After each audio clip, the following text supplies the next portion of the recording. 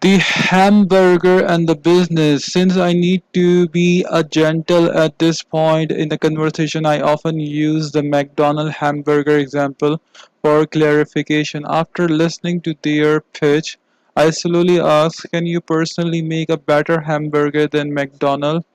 So for 100% of the people I have talked with about their new idea or product have said yes, they can all prepare, cook, and serve a better quality hamburger than McDonald's.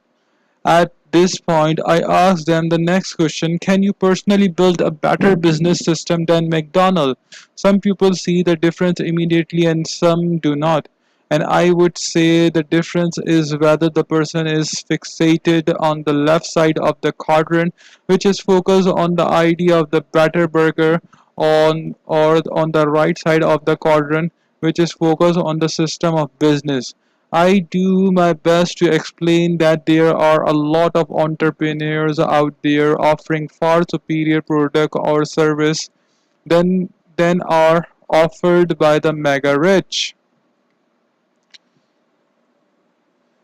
Multinational corporations, just as there are billions of people who can make a better burger than McDonald's, but only McDonald's has the system that has served billions of burgers. See the other side. If people can begin to see the other side, I then suggest they go to McDonald's, buy a burger, and sit and look at the system that delivers that delivered that burger. Take note of the truck that delivered the raw burger, the rancher that raised the beef, the buyer who bought the beef, and the TV ads with Ronald McDonald. Notice the training of young, inexperienced people to say the same words. Hello, welcome to McDonald, as well as the decor of the franchise, the regional office, the bakeries that bake the bun, and the millions of pounds of French fries that taste exactly the same all over the world. Then include the stockbrokers raising money for McDonald on Wall Street. If they can begin to understand the whole picture, then they have a chance to moving to the B or I side of the quadrant. The reality is there are unlimited new ideas, billions of people with service or products to offer, millions of products, and only a few people who knows how to build excellent business system. Bill Gates of Microsoft did not build a great product, he bought somebody else's product and built a powerful global system around it. The I investor make money with money. They do not have to work because their money is working for them. The I quadrant is the playground of the rich, regardless of which quadrant people make their money in. If they hope someday to be rich, they ultimately must come to the I quadrant. It is the I quadrant that money becomes converted to wealth. The cash flow quadrant.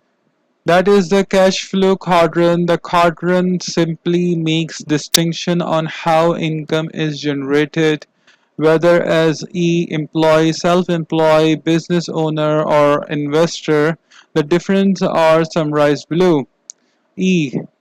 You have a job. S. You own a job. B. You own a system and people work for you. I. Money works for you. OPT and OPM. Most of us have heard that the secret to great riches and wealth are OPT, other people time, and OPM, other people money.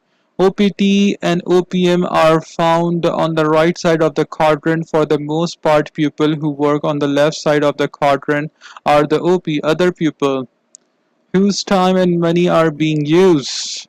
A primary reason Kim and I took time to build a B type of business rather than S type was because we recognized the long term benefit of using other people's time. On the drawback of being as successful as is that simply means more hard work. In other words, good work results in more hard work and longer hours. In designing a B type of business, success simply means increasing the system and hiring more people. In other words, you work less, earn more, and enjoy more free time.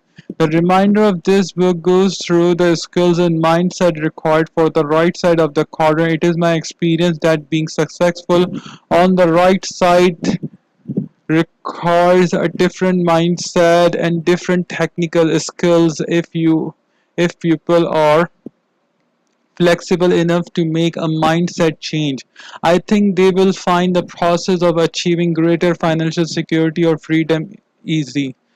For other people, the process might be too difficult because many people are frozen in one quadrant, one mindset. At a minimum, you will find out why some people work less, earn more, pay less in taxes, and feel more financially secure than others. It is simple a matter of knowing which quadrant to work out of and when. A guide to freedom. The cash flow quadrant is not a set of rules, it is only a guide for those who wish to use it. It guided Kim and me from financial struggle to financial security and then to financial freedom. We did not want to spend every day of our life having to get up and work for money. The difference between the rich and the everyone else. A few years ago, I read this article that said most rich people receive 70% of their income from investment or the I quadrant, or the less than 30% from wages, or the E quadrant.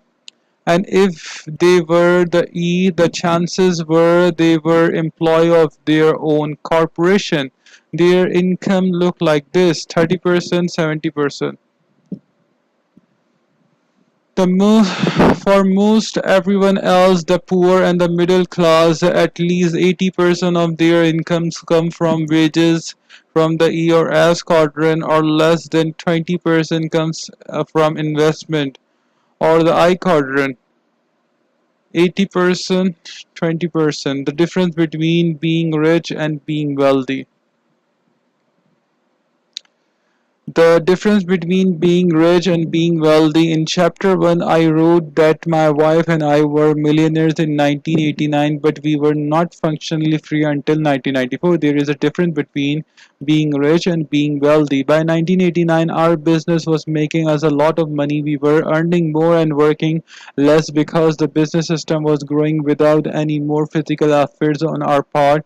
We had achieved what most people would consider financial success. We still needed to convert the cash flow coming from the business into even more tangible access that would throw off additional cash flow. We had grown our business into a success. It was now time to focus on growing our assets to the point where the cash flow from all our assets would be greater than our living expenses.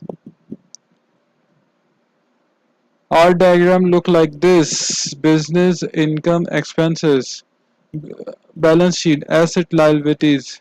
By 1994, the passive income from all of our assets were greater than our expenses. Then we were wealthy.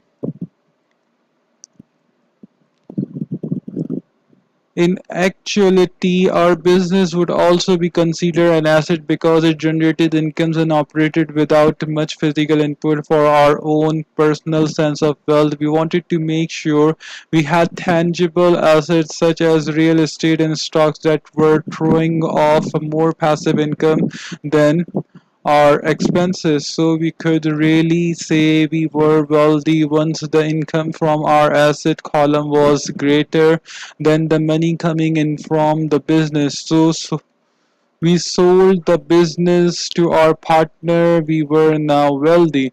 The definition of wealth. The definition of wealth is the number of days you can survive without physically working, or anyone else in your household physically working, and still maintain your standard of living. For example, if your monthly expenses are $1,000 a month and you have 3,000 in saving, your wealth is approximately 3 months or 90 days. Wealth is measured in time, not dollars. By 1994, my wife and I were wealthy indefinitely, bearing great economic changes because the income from our investment was greater than our monthly expenses. Ultimately, it is not how much money you make that matters, but how much money you keep and how long that money work for you. Every day I met many people who make a lot of money, but all of their money goes out the expenses column. Their cash flow pattern look like this: income statement, income, expense. Every time they make a little more money, they go shopping. They often buy a bigger house or a car, which result in long-term debt and more hard work, and nothing is left to go into the asset column. The money goes out so fast, you think they took some kind of financial legislative.